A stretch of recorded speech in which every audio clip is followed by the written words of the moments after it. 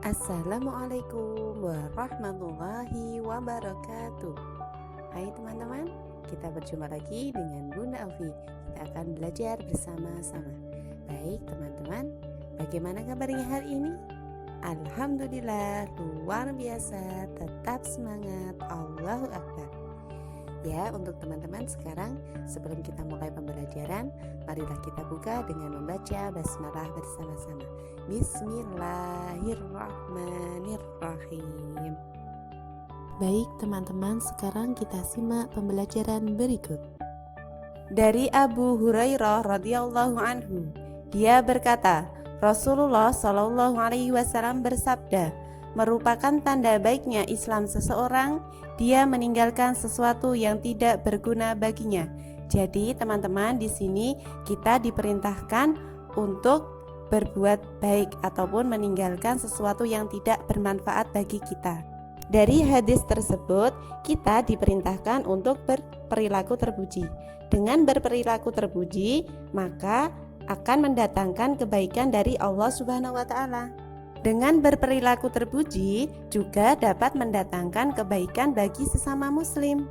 Teman-teman, sebelum kita memasuki materi pembelajaran pada hari ini, Bunda akan menyampaikan tujuan pembelajaran. Yang pertama, teman-teman dapat menyebutkan pesan hadis yang terkait dengan perilaku tanggung jawab. Yang kedua, teman-teman dapat menunjukkan contoh perilaku tanggung jawab. Yang ketiga, teman-teman dapat menyebutkan arti tawadhu dengan benar. Yang keempat, teman-teman dapat menunjukkan sikap tawadhu dengan benar. Yang kelima, teman-teman dapat mencontohkan sikap tawadhu dengan benar. Yang keenam, teman-teman dapat mempraktekkan sikap tawadhu dengan benar. Yang ketujuh, teman-teman dapat menyebutkan arti peduli. Yang kedelapan, teman-teman dapat menjelaskan perilaku peduli. Yang kesembilan, teman-teman dapat mencontohkan sikap peduli. Teman-teman, kita memasuki materi pertama, tanggung jawab. Ada yang sudah tahu apa itu tanggung jawab? Teman-teman, perlu kita ketahui bahwasanya Islam menganjurkan kita untuk selalu bertanggung jawab. Perbuatan yang kita lakukan akan dimintai pertanggungjawaban oleh Allah Subhanahu wa taala. Pengertian tanggung jawab. Tanggung jawab adalah sadar akan tugas yang harus dilakukan. Tanggung jawab artinya bersungguh-sungguh dalam melaksanakan tugas dan bersedia menerima akibat dari perbuatannya. Berikut adalah contoh tanggung jawab. Pertama, tanggung jawab kepada Allah Subhanahu wa taala. Tugasnya melaksanakan ibadah dengan khusyuk. Akibat dari tanggung jawab ini, kita akan mendapatkan kebaikan dari Allah Subhanahu wa taala. Contoh yang kedua, tanggung jawab terhadap diri sendiri. Tugasnya, teman-teman mengerjakan tugas dengan mandiri. Akibat dengan tanggung jawab tersebut, teman-teman mendapatkan nilai dari guru. Contoh yang ketiga, tanggung jawab terhadap lingkungan. Tugasnya membersihkan lingkungan. Akibat dari tugas tersebut, teman-teman dapat merasakan lingkungan yang bersih. Contoh yang keempat, tanggung jawab terhadap orang tua. Tugasnya, teman-teman ikut membersihkan peralatan makanan. Akibat dari tugas tersebut, teman-teman dapat merasakan, yaitu peralatan makan sudah tersedia dan disayang oleh orang tua. Dari contoh tersebut, tanggung jawab kepada siapa saja yang harus kita lakukan, teman-teman? Benar sekali, tanggung jawab yang pertama kepada Allah Subhanahu wa taala. Teman-teman beribadah dengan baik, yakni sholat 5 waktu tepat waktu, mengaji dengan membaca karimah atau Al-Quran. Kemudian teman-teman juga berbuat baik kepada sesama manusia. Selanjutnya, tanggung jawab terhadap diri sendiri.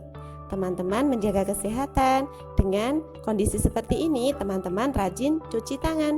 Kemudian melaksanakan kewajiban, yakni kewajiban rajin belajar. Yang ketiga, tanggung jawab terhadap orang tua. Teman-teman harus berbakti, taat, patuh, dan bersikap santun. Yang keempat, tanggung jawab terhadap lingkungan. Teman-teman menjaga kebersihan, yakni lingkungan mana saja? Lingkungan rumah, lingkungan sekolah, dan alam sekitar kita. Kita sekarang memasuki materi kedua, yaitu tawadu. Allah Subhanahu wa Ta'ala memerintahkan hambanya untuk merendahkan hati. Merendahkan hati maksudnya di sini adalah rendah hati kepada sesama dengan cara mengucapkan kata-kata yang baik dan lemah lembut. Teman-teman, rendah hati itu tidak merasa sombong dengan apa yang telah diperbuat. Sekarang adalah pengertian tawadu. Tawadu adalah rendah hati atau tidak sombong, atau juga bisa tidak membanggakan diri sendiri. Jadi teman-teman, tawadu itu adalah perilaku tunduk kepada kebenaran dan menerima dari siapapun datangnya, baik dalam keadaan suka maupun tidak suka. Orang yang tawadu selalu bersikap tenang, sederhana, dan sungguh-sungguh menjauhi perbuatan sombong. Jadi teman-teman, orang yang tawadu saat berbuat baik tidak ingin diketahui orang lain. Orang yang tawadu tidak sombong dengan kelebihan yang ia miliki. Contoh sikap tawadu: pertama, berkata yang baik. Kedua, berkata lemah lembut. Yang ketiga, tidak menggurui. Yang keempat, sederhana dalam berpakaian. Yang kelima, mendahulukan orang yang lebih tua saat mengantri. Teman-teman, perlu kita ketahui bahwasanya lawan dari sifat tawadu adalah sombong. Materi yang ketiga, peduli. Teman-teman, siapa yang sudah tahu apa itu peduli? Peduli berarti memperhatikan atau memiliki rasa kepekaan terhadap orang lain. Teman-teman, orang yang peduli selalu memperhatikan dan membantu orang lain yang sedang kesulitan. Sekarang kita akan menyebutkan contoh sikap peduli. Yang pertama, tolong menolong. Yang kedua, memberi bantuan kepada fakir miskin. Yang ketiga, membantu teman yang kesusahan. Allah Subhanahu wa Ta'ala akan selalu membantu hambanya selama hambanya itu menolong saudaranya. Jadi teman-teman, Allah Subhanahu wa Ta'ala akan selalu memberikan kemudahan kepada orang yang memudahkan orang yang sedang kesulitan. Nabi Muhammad SAW mengajarkan kita agar peduli kepada sesama dan membantu kesulitan orang lain. Diriwayatkan oleh Muslim, Tirmizi, Abu Daud, Ibnu Majah dari Abu Hurairah, Rasulullah SAW bersabda, yang pertama, siapa yang membantu menyelesaikan kesulitan seorang mukmin dari sebuah kesulitan di antara berbagai kesulitan dunia, niscaya Allah Subhanahu wa Ta'ala akan memudahkan salah satu kesulitan di antara berbagai kesulitan pada hari kiamat. Yang kedua, siapa yang memudahkan orang yang sedang kesulitan, niscaya akan Allah Subhanahu wa Ta'ala mudahkan baginya di dunia dan di akhirat. Yang ketiga, siapa yang menutupi aib seorang muslim, Allah Subhanahu wa Ta'ala akan tutupkan aibnya di dunia dan di akhirat. Yang keempat, Allah Subhanahu wa Ta'ala akan selalu menolong hambanya selama hambanya itu menolong saudaranya. Yang kelima, siapa yang menempuh jalan untuk mencari ilmu, maka Allah Subhanahu wa Ta'ala mudahkan baginya jalan ke surga. Yang keenam, tidaklah sebuah kaum yang berkumpul di salah satu rumah Allah Subhanahu wa Ta'ala, yaitu di masjid atau majelis taklim, dalam rangka membaca kitab Allah Subhanahu wa Ta'ala dan mempelajarinya di antara mereka, melainkan niscaya akan diturunkan kepada mereka ketenangan dan dilimpahkan kepada mereka rahmat, dan mereka dikelilingi para malaikat serta Allah Subhanahu wa Ta'ala sebut-sebut kepada makhluk yang ada di sisi-sisi. Demikian materi yang kita pelajari pada hari ini.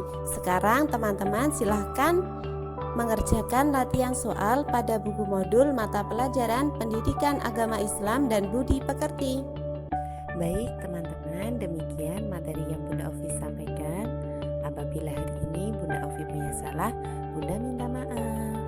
Marilah kita tutup pertemuan kita dengan membaca hamdalah bersama-sama.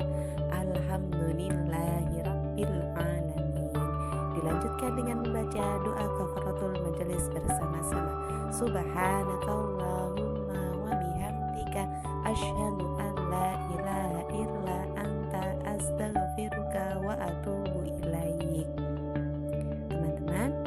demikian.